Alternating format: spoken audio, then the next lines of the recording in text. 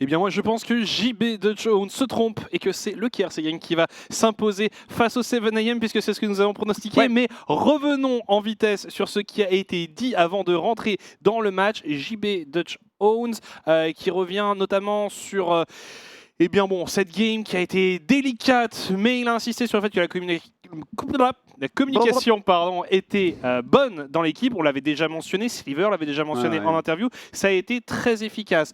Ensuite, on a eu des questions sur ce qui s'est passé, pourquoi il a un peu disparu de la circulation. Après une première apparition chez Iron Squad qui avait été assez convaincante, des problèmes personnels, une perte de motivation pour jouer, plein de choses qui sont mises bout à bout et qui ont fait qu'il ne s'est pas retrouvé en Elite Series en Summer 2022. Et puis, vers la fin, il expliquait que il se sentait comme étant capable d'être le meilleur mid laner de notre ligue.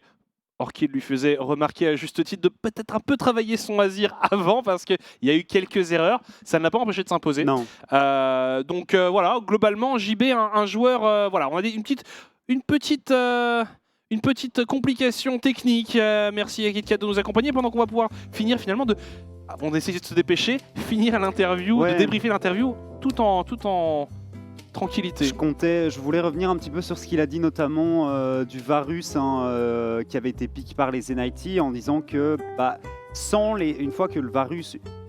Si le Varus n'utilise pas correctement ses chaînes de corruption en teamfight, c'est une cleanse en face. C'est vrai que c'est très très difficile de venir piloter le perso. Ça reste un petit peu le seul point d'interrogation de la draft des NIT. Et je pense que c'était pareil du côté d'Mcon. Ils n'ont peut-être pas très bien compris. Les 3 premiers picks sont incroyables. Le 4e l'est un peu moins à mon sens. Et comme tu le disais, c'est vrai que JB sur le Azir a quand même raté quelques partitions impériales. Mais bon, globalement, la communication est bonne du côté d'Mcon. Ce moment où ils décident d'abandonner le 3e dragon, ils le font tous ensemble. Il n'y en a pas un qui se dit va falloir peut-être essayer de faire quelque chose. Non, c'est vraiment on abandonne, on ne prend pas de risque, on continue à scale, on va jouer autour de nos forces en teamfight. La setup ici n'est pas bonne, donc on abandonne l'objectif. Ouais, très intéressant. Mais juste pour revenir sur le Azir de JB, une chose importante aussi, c'est qu'il faut bien comprendre que, en tout cas je suppose, et ça me paraît assez logique, que ce Azir a été pris pour le deny Exaltop, puisque je pense qu'on s'attendait à une réouverture de draft des NIT avec ce Azir, et que quand on a vu que les NIT faisaient un autre choix, on ne voulait pas laisser ce champion open, car on sait que Exaltop est une menace. On a fait d'autres choix côté NIT, on a puni ça à côté Mcon. Sinon c'est vrai que c'était une draft plutôt réussie du côté des Mauves.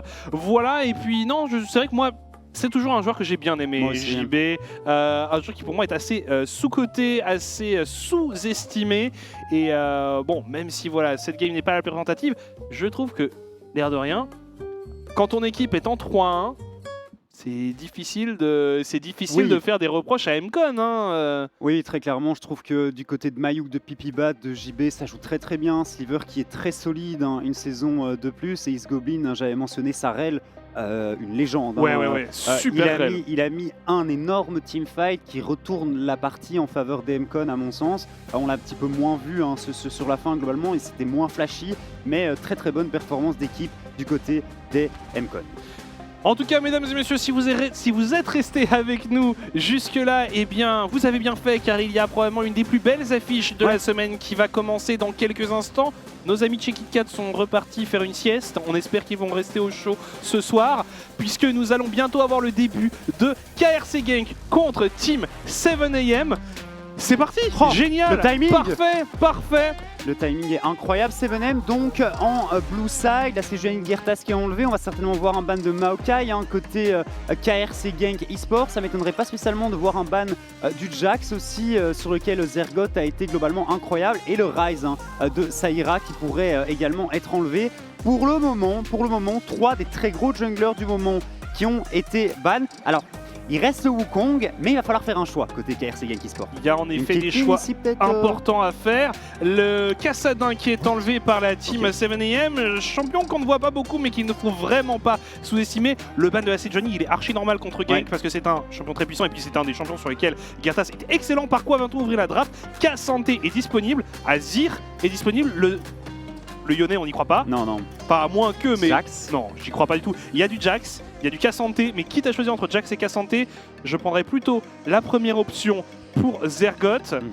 Je suis d'accord, on n'a pas encore vu Roba évoluer sur Cassante, on l'a vu évoluer sur le Jax par contre. Il y a aussi de la Zeri, du Lucian à récupérer, mais Auré pour l'instant. Alors une hache en ouverture de draft. Est-ce que c'est le moment où on sort Caitlyn du côté Orion, une petite Caitlyn Lux là du côté Orion Doimlot, ça pourrait être très très intéressant. Hein. C'est tentant, c'est très tentant. Sur le pur 2v2, il y a le Trundle aussi de Gertas qui est dispo avec tous ces bans de jungle.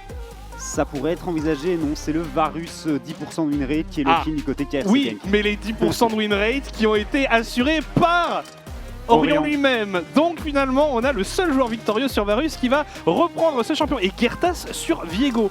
Alors là, je t'avoue être un peu étonné. Viego qui n'est pas un mauvais champion, mais on le connaît notamment sur Wukong aussi, sur lequel il est bon. Ouais, mais le Wukong, tu vois, le problème c'est qu'il y a les 4 gros jungles du moment sont ban en fait. Ah oui, c'est pour ça que j'envisageais du coup. Ah oui, pardon, Wukong Eva était ban. C'est pour ça que j'envisageais le Trundle du coup un petit peu plus tôt, mais bon, Viego, Xin qui reste assez intéressant et le Udyr, ok. Udyr c'est vraiment très très fort. C'est le Udyr rework, hein, oui, parce qu'on l'a quasiment pas vu depuis le rework. Et ça va certainement être un Udyr étreinte démoniaque AP. C'est très intéressant, ça fait très très mal et c'est très très embêtant à gérer en teamfight. C'est vrai que je n'avais pas vu le ban du Wukong, je me disais il reste que celui-là, pourquoi ne pas le prendre? En effet, voilà, ça explique les choses. Donc on est sur des junglers un peu plus secondaires, on va dire. Et donc c'est un Jhin, a priori pour Auré, Sylas qui a déjà un excellent ultimate à récupérer, à savoir cette Arrow H. Ouais. Et ça peut être redoutable. Parce qu'on a un perso correct ici, on peut venir ban des millénaires contre Saïra. On l'a expliqué, son Rise est déjà enlevé. Il a joué la Syndra également, ça pourrait être un ban envisageable du côté du KRC Gang. Et le Azir aussi, plutôt fort dans la méta. Il reste encore tous ces pics de la top lane, à savoir le Jax, le Cassante qui sont open. Je pense que les bans vont tourner autour de ces champions que je viens de mentionner ici, à côté Team 7M. Franchement, peut-être les supports, peut-être que le Nautilus de Doimlot pourrait être enlevé aussi. Après, c'est pas facile de jouer Nautilus dans Jhin en bot lane. Alors, le ban Azir, j'aime bien. Côté KRC Gang, il y aurait aussi la Syndra potentiellement qu'on pourrait essayer d'enlever. Et là, on aurait vraiment lock un peu le champion pool de Saïra. Enfin, pas le champion pool, beaucoup d'options pour Saïra. Et puis, on va voir. C'est soit ça, soit la top lane. On va voir si on décide de full focus un rôle en particulier. Ici, le ban de la Karma de la part de la team 7am. Dernier ban, ultime ban du Jax, du Cassante. Est-ce qu'on laisse les deux open et qu'on se partage les champions? Ou Syndra aussi, que tu mentionnais. Ok, donc ça le Jace, très intéressant qu'on n'avait effectivement pas envisagé. Alors la dernière fois qu'on a joué Varus en bot lane côté Orion Doimlot, c'était avec un Braum et Nautilus qui est open aussi. Donc ça c'est deux options qu'on pourrait venir chercher. Jax, KRC Gang, le Jax qui est ban, et du coup Cassante pour Roba, Cassante pour Zergoth. C'est vrai que le perso est monstrueux actuellement et qu'on a vu qu'il n'y avait pas vraiment de réponse face à ce pic. En fait, non, alors, le pic est pas si étonnant que ça en Elite Series, mais Doimlot non, sur clairement. Pike, c'est pas un champion auquel il nous a habitués. Donc, en même temps, on entendait tout à l'heure Orion en interview qui nous disait non, mais il aime bien jouer agressif, il aime bien. Pike, c'est très bien, mais c'est vrai que c'est pas forcément ce sur quoi on le connaît le plus. Victor peut-être pour Saïra, alors qu'on le rappelle, il y avait une Syndra disponible potentiellement. Et donc le Victor pour Saïra. Quel sera le champion de Zergoth? De toute façon, c'est pas lui qui aura le counter pick. Franchement, le Cassante paraît pas mauvais du tout. Ouais, et puis on sait que Roba est pas exceptionnel sur Fiora, qui pourrait être un bon perso face à ce Cassante. On l'a vu jouer Camille aussi. Je pense que ça va tourner autour de ces deux champs. Oh, le GP, c'est champagne, c'est champagne. Incroyable, le GP de Zergoth. Pour ceux qui ne le savent pas, c'est un des champions sur lesquels il est excellent. Et il faut quand même une sacrée confiance pour sortir un Gangplank. Il a lâché des games 1v9 en Summer l'année passée. Je sais plus contre quelle équipe c'était, mais c'était assez exceptionnel. Et du coup, Roba qui prend peur face au GP de Zergoth et qui vient lock-in son Gnar. Ok, j'aimais beaucoup la draft KRC Game jusqu'au Gnar.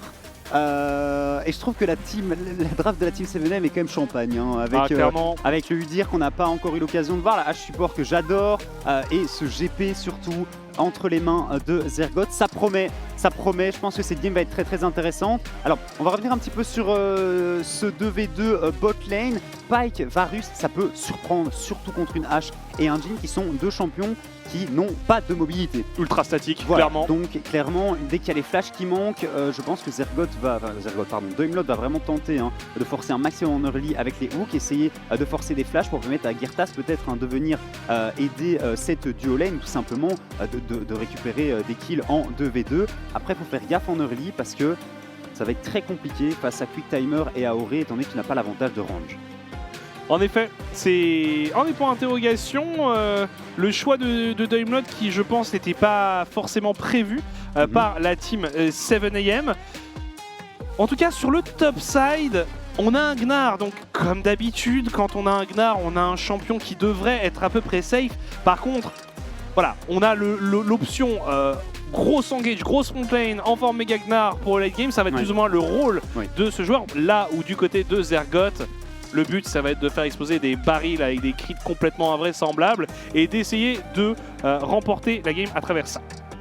À savoir que dans la jungle, on va découvrir Noodle sur Udyr. Udyr, on le rappelle, parce que c'était pas un champion qu'on voyait beaucoup avant.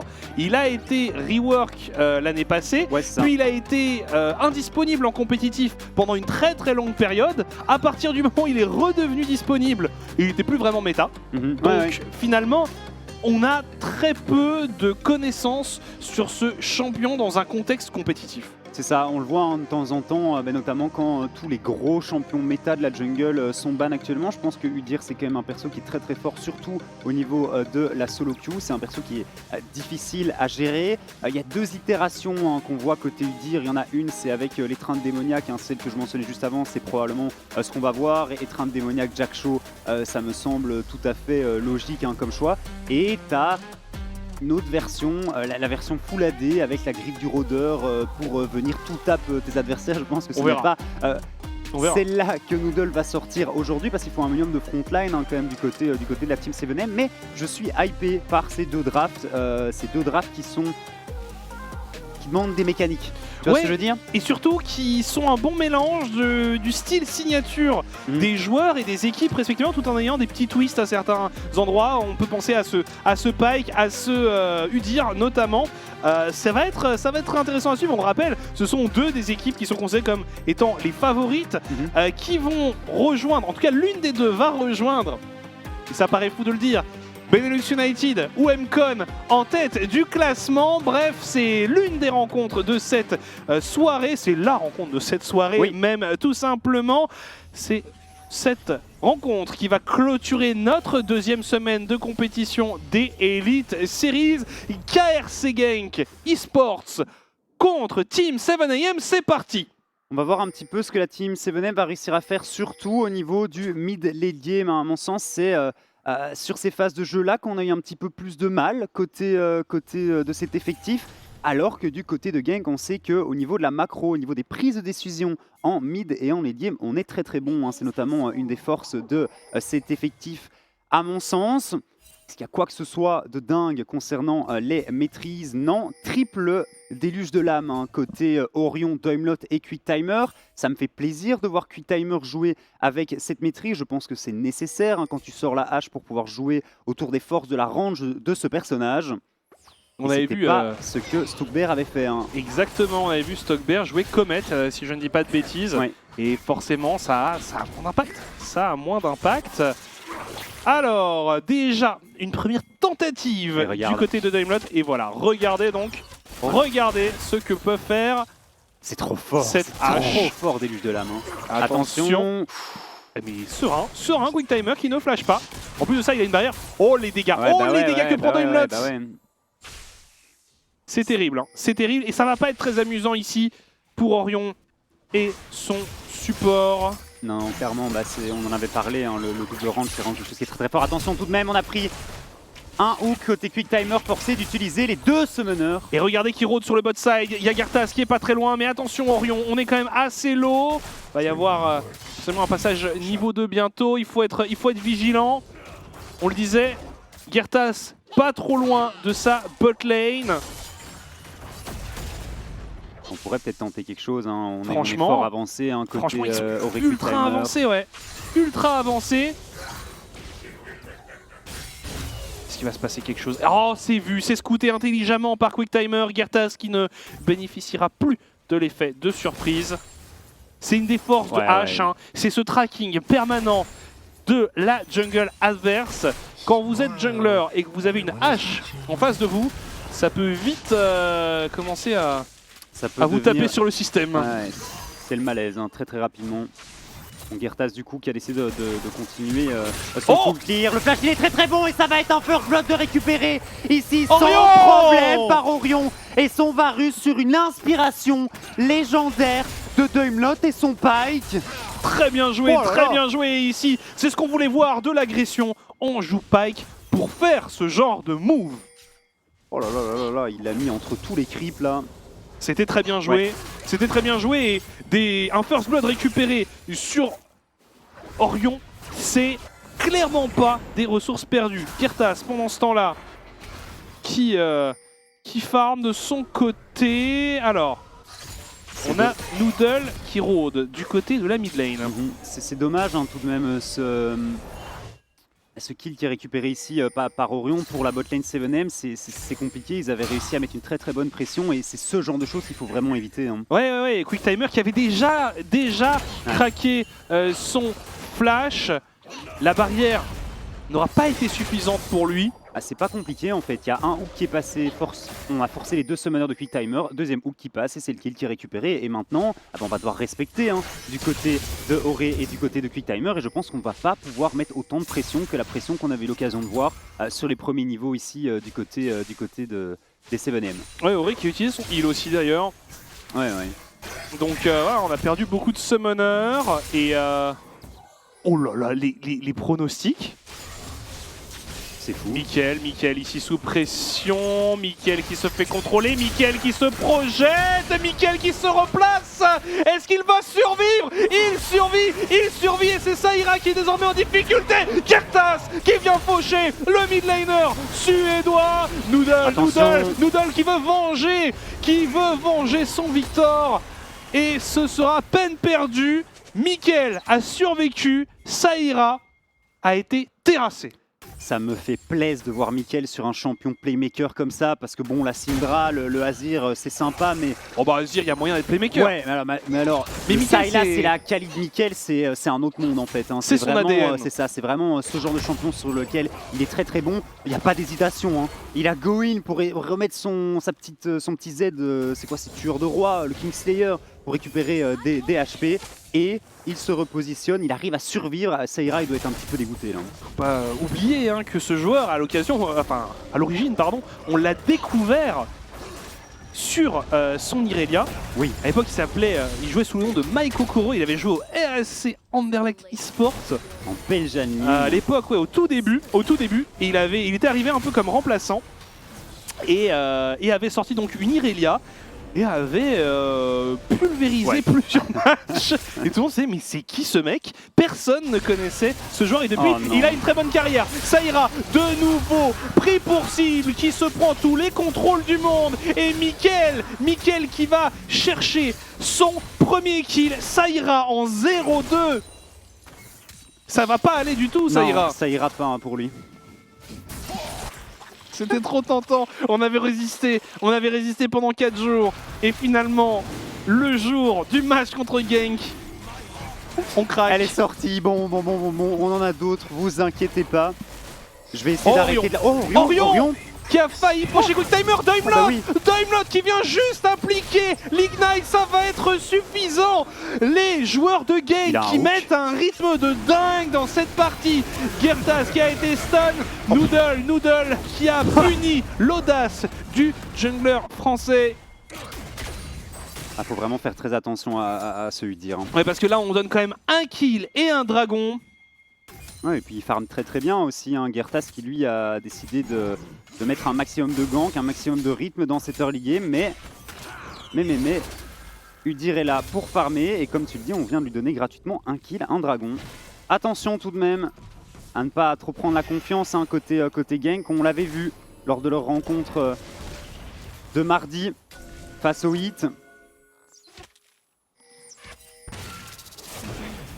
Après, Orion est très bien, Mickaël est très bien également. Hein. Tu regardes l'écart de CS qu'il y a déjà en bot lane en faveur de gank.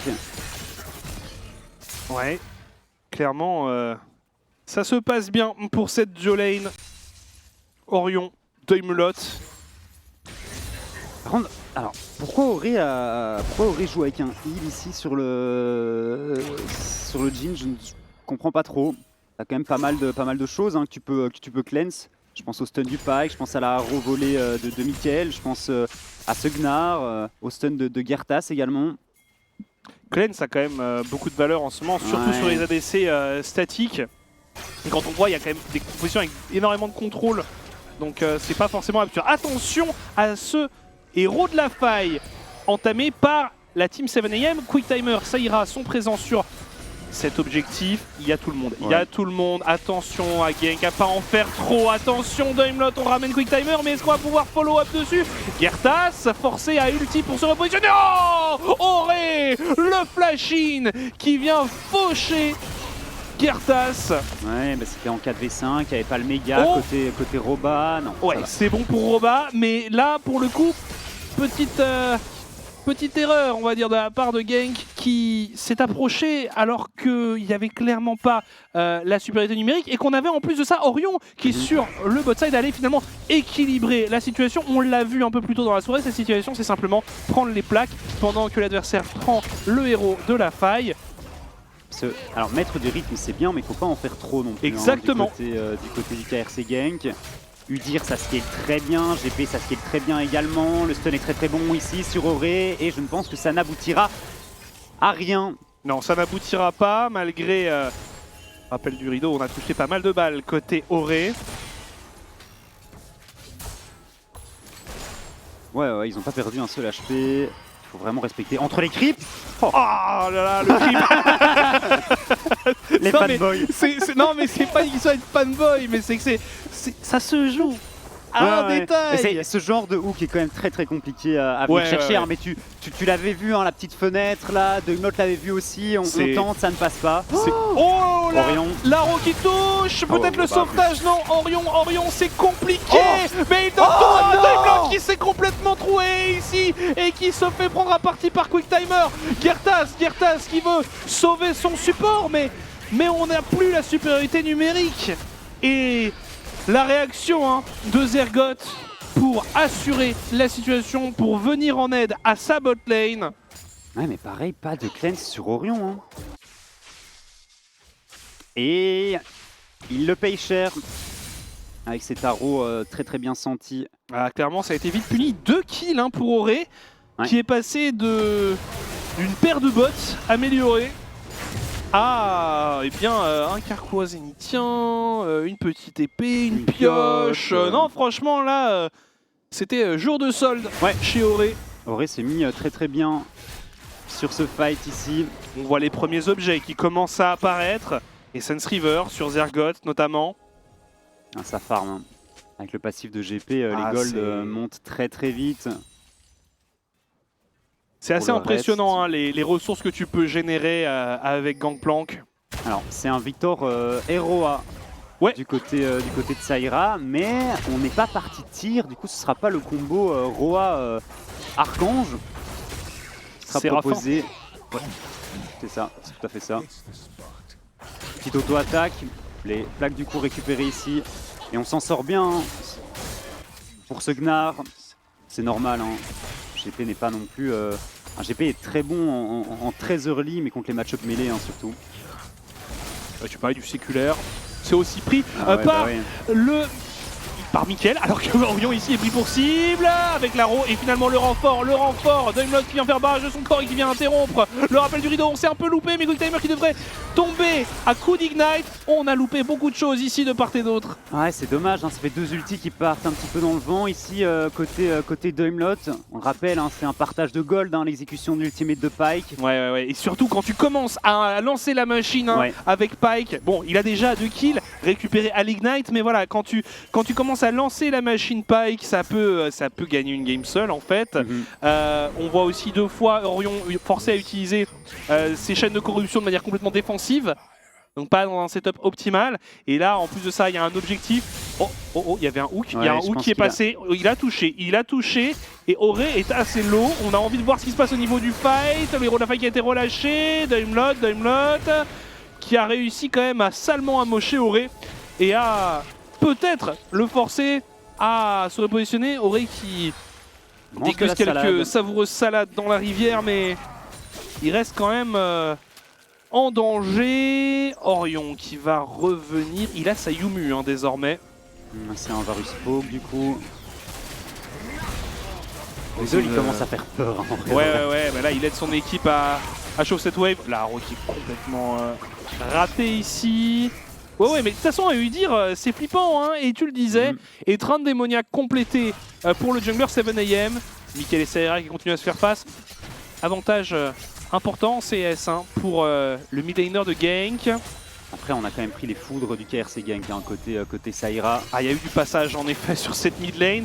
Le dragon. Oh, Doimlot quand même très agressif. Enfin, il joue à la limite. Hein, joue clairement à la limite ici. Un petit level d'avance aussi hein, pour Mickaël. Rang 2 du coup, niveau de l'ultimate. Le problème c'est que... il y a quoi? Il y a un ulti GP et un ulti H. C'est vraiment les 2 ultis que tu veux récupérer. La tempête du Victor, pourquoi pas aussi, à défaut de mieux. Ouais, je pense qu'en effet, Gangplank ou H sont les 2 plus pertinents. Gertas qui se met en planque là. Il a son poste d'observation privilégié sur le pit du dragon. La téléportation utilisée par Roba qui est très loin de son méga. Il le charge un petit peu ici, ça va peut-être partir. Hein. Bon, les chaînes de corruption qui sont ratées. Noodle qui s'est fait où? Qu'est-ce qu'on peut venir à bout de se dire? On a mis quand même pas mal de dégâts. Attention, Mickaël. Ouais, c'était... Ok. Doimlot, il s'est un peu manqué. Il a voulu contourner, hein. Il a voulu dash à travers le pit du dragon pour vraiment refermer les taux. Malheureusement, et il a cogné son front contre le mur. Ah, on a utilisé on a mis trop de CD dans le vent, hein, malheureusement, côté KRC Gank, notamment ces chaînes de corruption hein, qui sont la main engage globalement de cette équipe KRC Gank quand il n'y a pas le méga. Ouais, tu peux essayer de faire un pick-up avec Doimlot, mais c'est pas une engage à proprement parler, c'est plus un pick-up si tu arrives à aller toucher un squishy, et il y en a avec notamment Auré et Quick Timer, ça peut être pertinent. Sinon après en effet Roba sous méga, mais là on l'a vu quand il a téléporté, quand il s'est téléporté dans le pit du dragon, il y avait littéralement aucune rage chargée. Et ça, on ne cesse de le répéter depuis des années parce que Gnar est un pick extrêmement populaire dans notre région. Mais c'est la faiblesse de ce champion.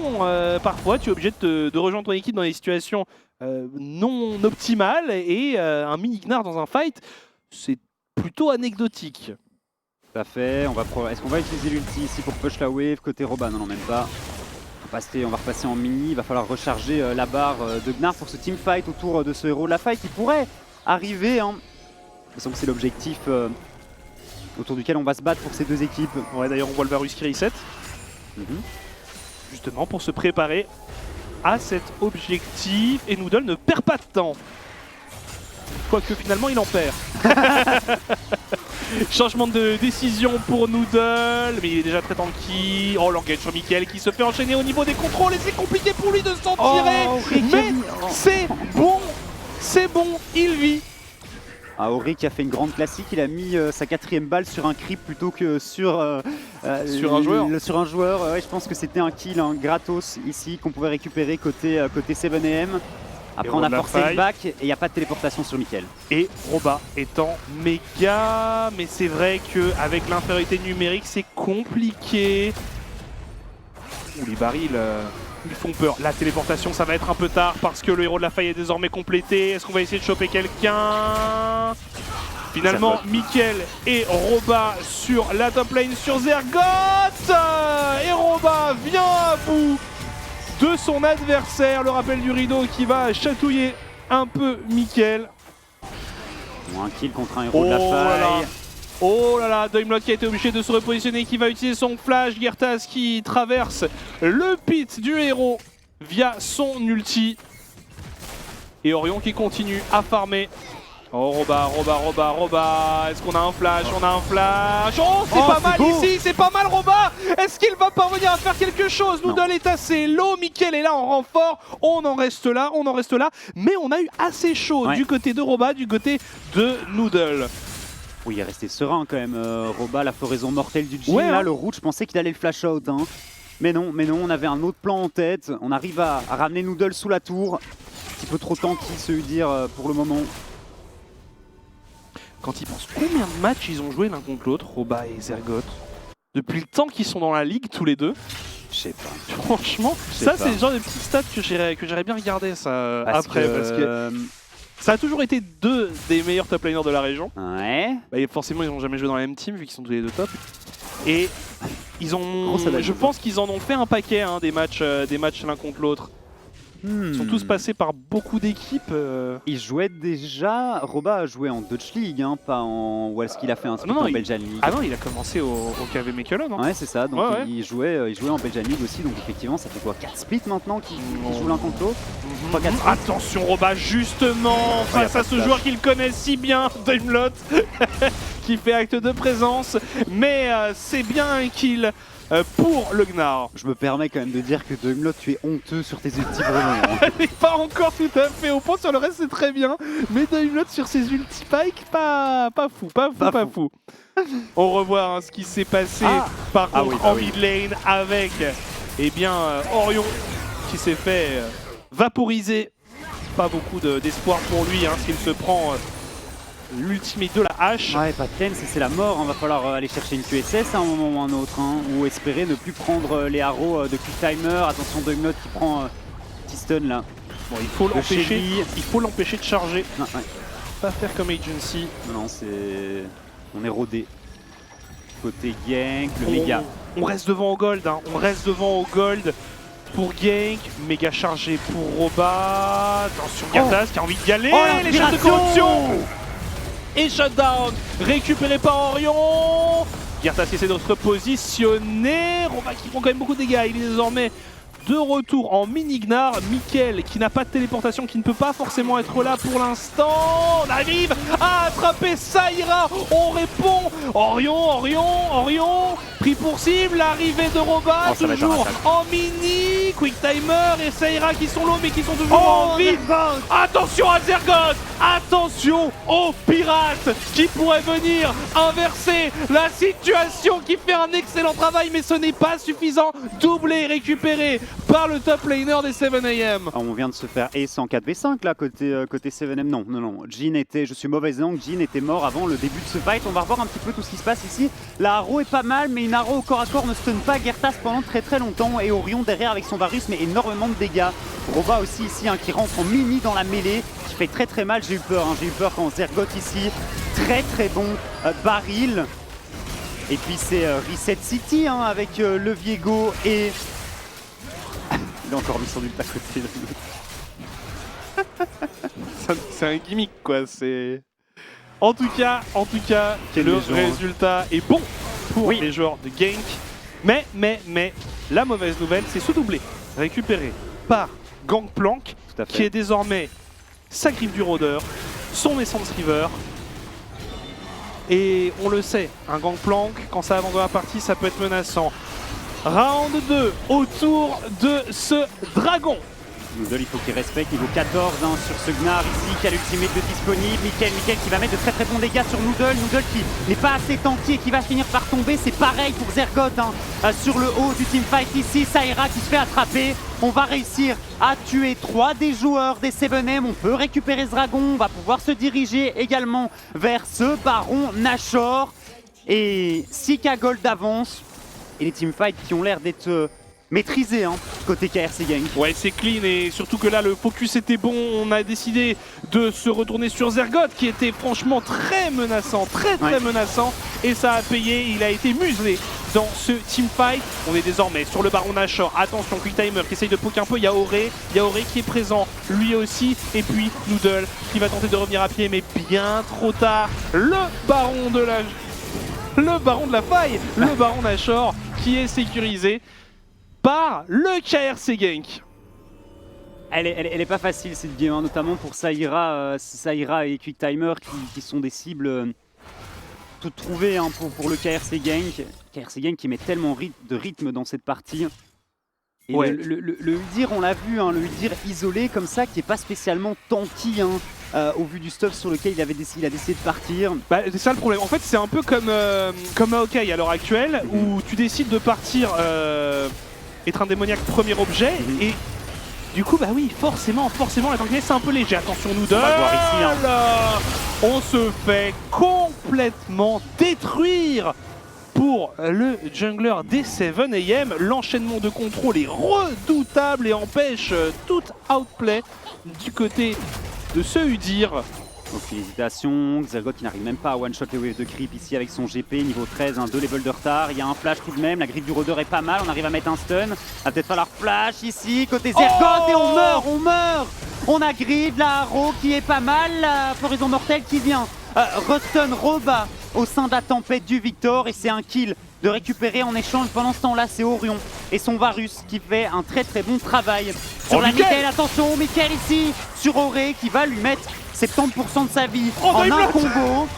On essaye de repousser l'adversaire à coup de rappel du rideau, mais la Quick Timer qui est beaucoup trop avancée et qui devrait se faire punir pour son audace. Tout le monde arrive sur cette hache. C'est marrant, Mickaël qui ne fait que voler l'ultimate de Noodle. Il y a peut-être un truc que je ne sais pas. Mais alors, ce qui est impressionnant aussi, c'est accessoirement le KDA de Daimlot qui n'est toujours pas mort. Oh, et regardez ce qui vient d'apparaître dans l'inventaire de Mickaël. C'est le Medjay qui vient d'être acheté par le mid laner du KRC Genk. Franchement, la domination, elle est sans partage hein. Côté KRC Genk. Regardez, on est à 25 minutes de jeu, il y a 10 000 gold d'avance. Ouais, je pense qu'on s'est clairement fait surprendre hein, par le rythme effréné qu'a mis le KRC Gang dans cette early game. On reforce une nouvelle fois le flash. Cette fois-ci, il la flash, mais c'est vrai que je pense qu'il n'y en a pas encore touché un seul. Hein. Alors, à un moment donné, il va y avoir ce doux son d'exécution de Pyke qui va résonner. C'est fou, ça me fait trop... Franchement, ce Pyke me met très bien. Ouais, mais franchement, allez, c'est... On n'en voit plus tant que ça hein, maintenant que Stockbear s'est calmé. Ici à Sagi, effectivement, une tour qui tombe à nouveau en faveur de Genk. Plus de 10 000 gold d'avance à 24 minutes de jeu.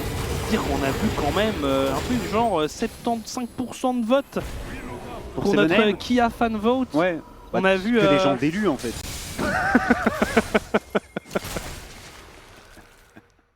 Ouais, je pense que c'est approprié de dire ça.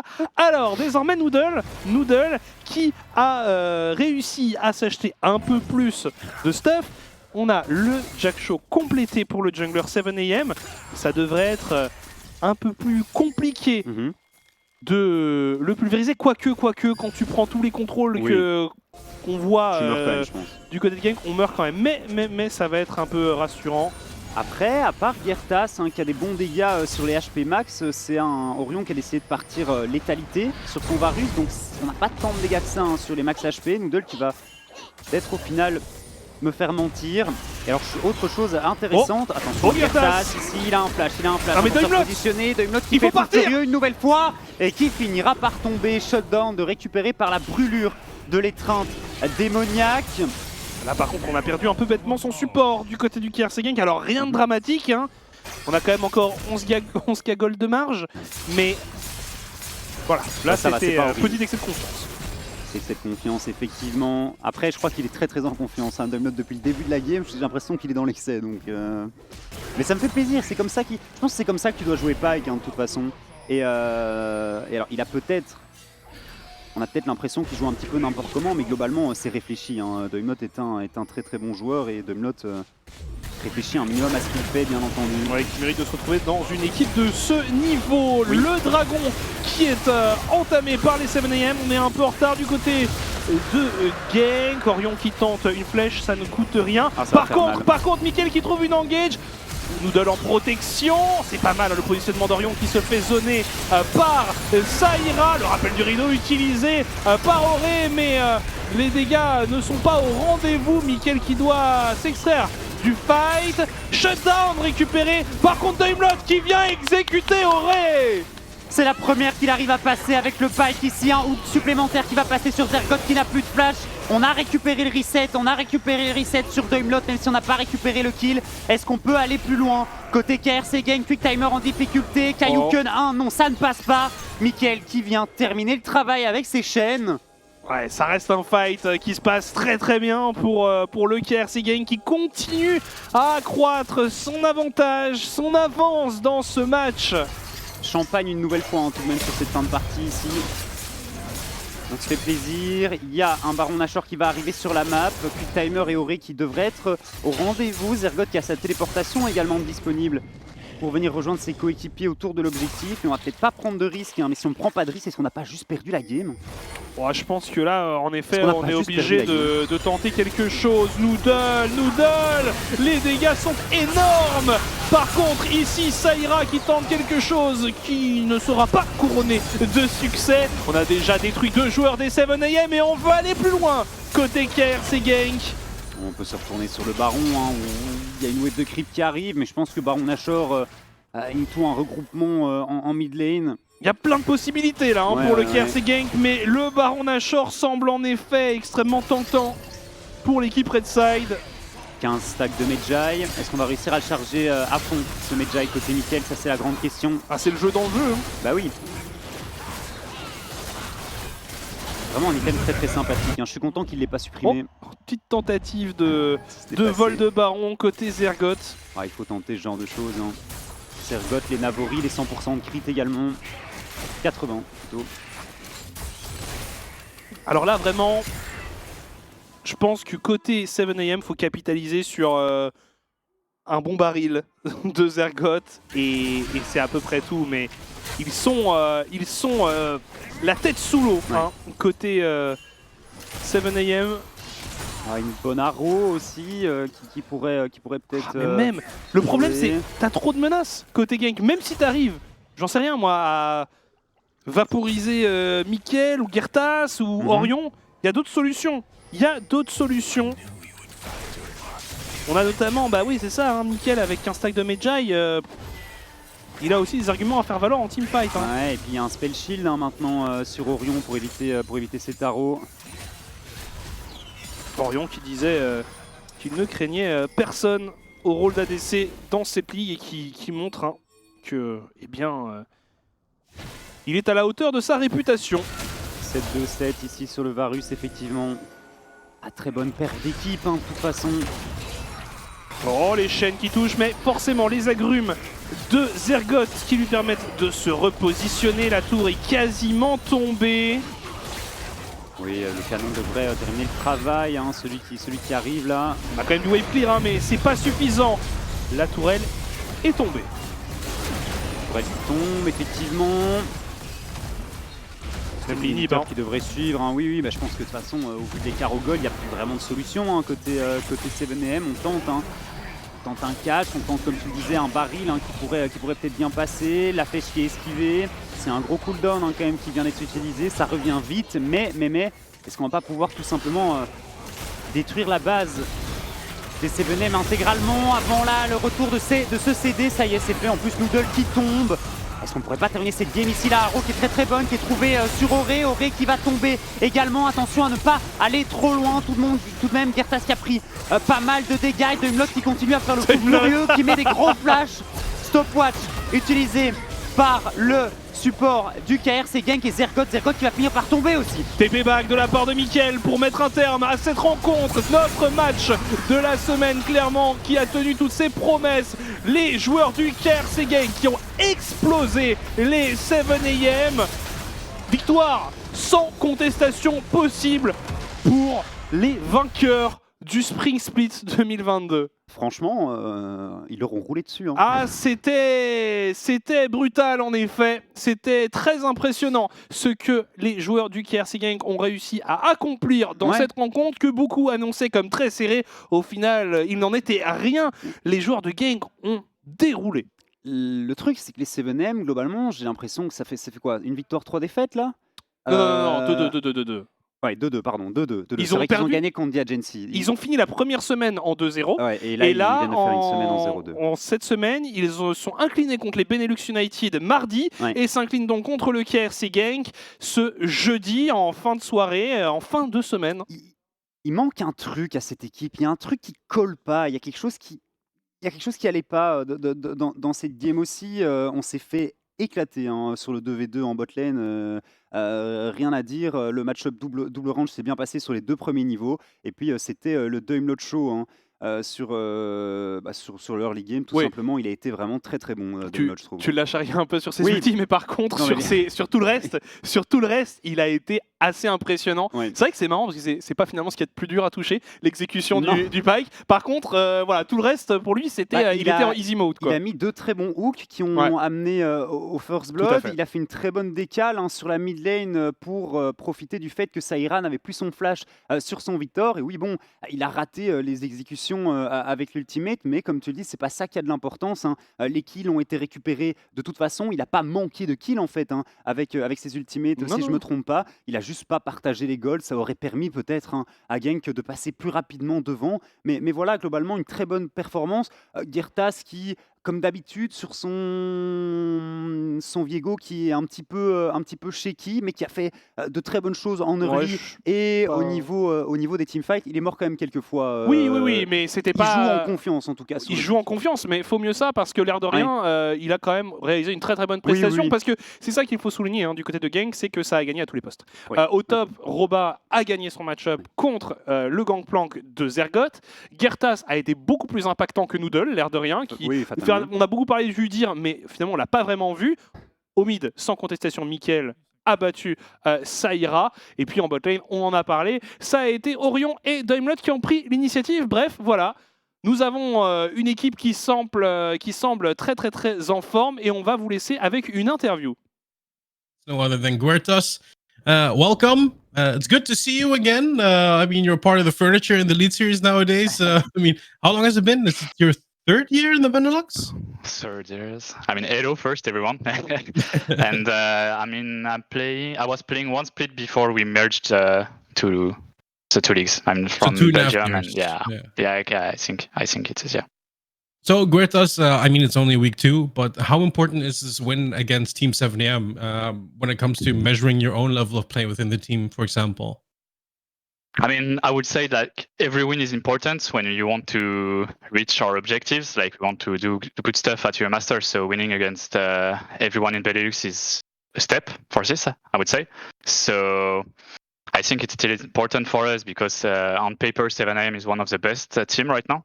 I mean, on paper, I do not really believe it. I just, we will see. But it's still important because now we are more confident, I would say. Yeah, because I think it's also you have to adapt yourself as well. You're still with the core with Robot, Orion, and Ju. You're the 3 that stayed. Mikko and Duimlot have come along in this spring split now. How have they been adapting into your ways of playing, your ways of thinking? How has it been to play with these 2 guys? I think at first it was a bit difficult, but we could see just at the beginning that it will be a really good fit with the team because we needed some energy, I would say. Someone that wants to fight, that wants to win a lot, and I think those guys are bringing it to the team. I think we have lots of veterans in the team that can bring some experience and some macro level, I would say. And Jimlot and Michael are bringing some new energy. Yeah. I think it's very important, and I think this team has more potential. Yeah. Yeah, because I mean, they kind of fulfill the same roles Royal Canada had last split, of course, and Moops had in the split before. Diamond has always been known to be a very aggressive player, and as you said, it's nice to have a little bit of power. People want to fight, people want to go for the win. and people who can carry your Viego, of course. I needed to be carried tonight. So thanks to Dreamlord, Robot, Tiger, and Michael. They played us 4. So Genk has always been one of those steady teams within the league. Although, in Summer Split, you guys fell short, and Ironman said something about this as well. Is like, we were really focused on EU Masters already and not really what was happening in the split. What are you guys focusing this split to get the title? Are you focusing on just winning that final first? Or are you just, developing more things that we don't really see immediately? It's a really good question. Because I think in scrims or during competitive, you do not focus on the same stuff. I think we just see one match per match, We're not looking at master already, else it will be just, too much. You have to go step by step. But in scrims, we are just looking to be really good in 1 month, We're working to be really good in the long term, not just short term. So we have really big objectives, for sure. I mean, with this win against Team 7M, it was a very convincing win, right? It's one of those teams, as you said, they're seen as one of the contenders for the title as well, and taking a win from them is always important. Not being said that every win counts as well. Let's talk about the overall level in the Elite Series. You've been here for 2.5 years. You have seen the league go up, go down. You have won it multiple times. You've represented the region multiple times in European Masters. How do you feel like the level has been compared to summer last year to now? It's difficult to say since we are just starting this new splits. Of course. Because when you compare a team that was playing for like 2 or 3 months together and a new team, so obviously the level is not the same. But I believe right now we are not better from last split compared to last split. But I think we have a lot of potential. I'm seeing a lot of good stuff from team that were kinda we are not waiting them, I would say. Especially maybe BLX. BLX. So yeah, I think it can be better. We have more potential, but we need to wait and see. I'm getting all this information from all players. This is going to be a very intense split. Everyone's going to fight for the playoff spot because right now it doesn't feel like it's set in stone yet who's going to play playoffs with teams dropping games that you wouldn't really expect them to drop. So what are your thoughts on this? How do you think the split's going to evolve the further we get into it? It's a really hard question still. I still think that 7am has all tools to reach playoff for sure. I think we will most likely, of course. I'm just having some doubts on some agency. Yeah. But I'm quite impressed from MCON gameplay and BLX. I think they can really do a good ride and then get playoff for, they can do it. I think it can be those guys, We'll be talking more often, and I'm going to quote this again and see if you're right at the end of the split. Okay, we can bet. Great, thank you so much. Go enjoy the win. Go thank your team for carrying you once again. Yeah. And we'll talk soon. Yeah, thanks. See you. And we'll be heading over back to our casters throughout the day, and also to talk a bit about what happened between Team 7am and KRC Genk. Voilà, merci Orchid pour toutes ces interviews tout au long de la journée et merci à Gartas pour ses réponses. Décidément, toujours un plaisir de l'avoir en interview, qu'il soit en français ou en anglais. On l'aura en français un moment dans le split, on vous le promet. Au final, qu'est-ce qu'il nous dit d'intéressant? Il nous dit plein de choses d'intéressantes. Il revient un peu à la manière d'Orion sur la construction de l'équipe, qu'il avait la sensation que cette équipe était plus forte sur le papier, dans le potentiel, on va dire, que celle du roster du Summer 2022. Il a expliqué aussi, quand on lui a posé des questions sur les objectifs de l'équipe, que c'était pas à pas, qu'on allait d'abord se concentrer sur les Elite Series, puis sur les EA Masters, chaque chose en son temps, et que surtout, on travaillait sur le long terme. Le but, c'était pas d'être bon maintenant, c'était d'être bon, on finit la soirée, ça a été long, c'était d'être bon sur le long terme, de travailler pour améliorer l'équipe de manière efficace, et on le voit déjà par rapport à certaines choses, l'équipe semble se porter de mieux en mieux. On revenait aussi forcément sur les prestations des diverses équipes de la Ligue, à savoir par exemple il a exprimé ses doutes sur The Agency, il ne savait pas trop comment ça allait se goupiller, et finalement un peu le même ressenti que nous, et puis il était très impressionné par les Benelux United et la team MCon qu'il voit comme des potentiels candidats aux playoffs. Donc selon lui, des playoffs 7am eux-mêmes, donc KRC Genk, Benelux United et MCon, c'est pas un scénario de science-fiction. Non, c'est pas un scénario de science-fiction au vu de comment ça part. Après, il disait aussi que c'était pas facile de répondre maintenant. Forcément. C'est la fin de la deuxième semaine, mais c'est tout à fait normal. Et il remerciait également ses alliés de l'avoir carry sur son Viego. J'avais donc raison. Écoute, moi je trouvais qu'il avait pas été mauvais à certains moments, mais c'est vrai que bon, il y a eu des erreurs. Ah, il a glissé une ou deux fois. Mais en tout cas, ça me fait beaucoup, ça me fait vraiment plaisir de voir Guertas qui avait l'air d'être en forme, qui avait l'air d'être très content après la performance de son équipe ici. Et je pense que c'est vraiment un roster qui peut aller, qui peut vraiment continuer à évoluer et qui peut vraiment devenir dominant sur la fin de ce split. Sur ce split tout court, puisqu'on n'est qu'au début. Beaucoup de bons joueurs mis ensemble et ça a l'air de commencer à cliquer. Donc on verra maintenant quels objectifs ils peuvent atteindre. On le disait, très impressionnés, nous, de notre côté, par leur prestation face au 7am. Il va être l'heure pour nous de plus ou moins aborder la fin de la soirée. Avant toute chose, il me semble qu'on va jeter un coup d'œil au classement, voir justement où nous en sommes au bout de ces 4 jours de compétition. Les Benelux United sont en tête, à côté du KRC Genk et des MCon eSports. On arrête tout là. Franchement, je pense que peu de gens auraient pronostiqué cela. Et puis ensuite, le milieu de tableau très resserré entre Northern Lions, Team 7am et The Agency. Zenaiti qui a subi une nouvelle défaite ce soir et qui commence à devoir ne pas se laisser devancer par le peloton. Et puis Hit, toujours en quête d'un premier succès, mais à ne pas oublier que ce soir, ils ont réalisé une prestation largement plus convaincante que tout ce qu'ils nous avaient montré jusqu'à présent. En parlant de matchs, il y en aura d'autres la semaine prochaine, bien entendu, toujours sur RTBF XP. Il y a donc un très beau programme, puisque mardi, on commencera la soirée avec KRC Genk contre MCon, une affiche historique désormais. On aurait pensé que ce serait moins disputé entre ces deux équipes. On s'attendait presque à un duel des extrêmes entre peut-être les premiers et les derniers. Finalement, ce sont deux équipes de tête qui vont s'affronter. Deuxième match, 7am contre Northern Lions. Très intéressant à suivre. Zenaiti contre Agency.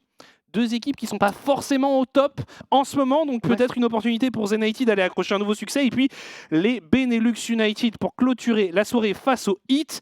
Hit seront-ils un peu plus en forme face à cette équipe qui est redoutable et un Zorak qui semble tout puissant?